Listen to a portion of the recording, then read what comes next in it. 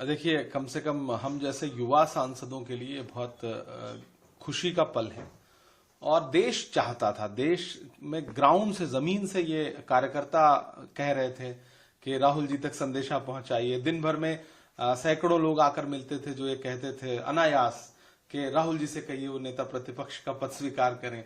हम लोग सफर करते थे यात्राओं में, फ्लाइट में या ट्रेनों में, तो जो अनायास जो राजनीतिक लोग नहीं है वो भी ये कहते थे कि राहुल जी को नेता प्रतिपक्ष का पद स्वीकार करना चाहिए। तो मुझे खुशी है कि सीपीपी चेयरपर्सन श्रीमती सोनिया गांधी जी ने राहुल गांधी जी को बतौर नेता प्रतिपक्ष जो है वो अपॉइंट किया है।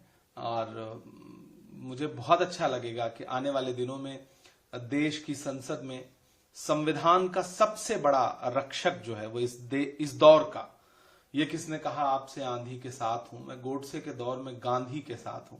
एक ऐसा व्यक्ति जो इस नफरत भरे माहौल में देश की संविधान की किताब लेकर के खड़ा है। देश का जो संविधान है वो दरअसल आईना है। वो आईना लेकर के देश के हाकिम के सामने खड़ा है और बार बार हाकिम से कह रहा है कि मैं आईना हूं, दिखाऊंगा दाग चेहरों के, जिसे बुरा लगे वो सामने से हट जाए।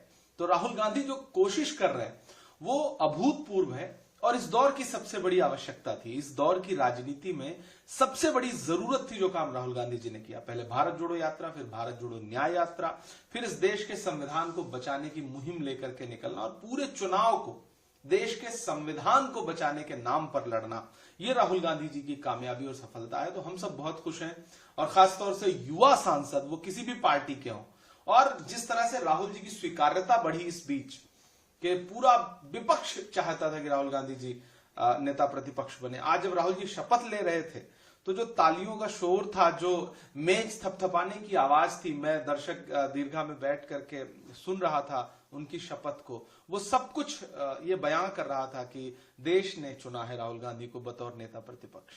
सर, कल एक भारतीय जनता पार्टी की सरकार ने अपना संविधान विरोधी नहीं बल्कि दलित विरोधी चेहरा भी उजागर किया।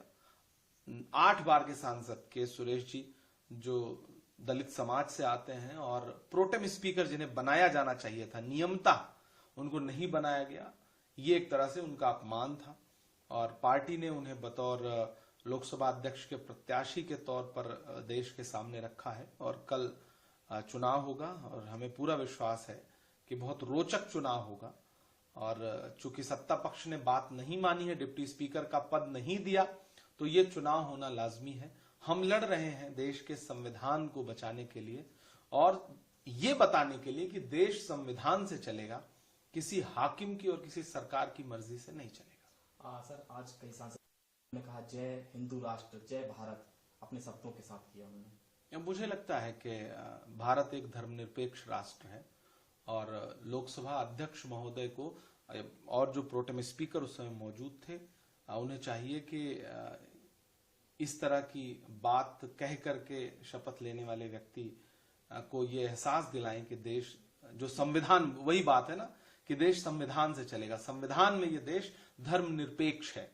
शायद यही बदलने की मंशा थी इस सरकार की, जो बदल नहीं पाए, जो सफल नहीं हो सका।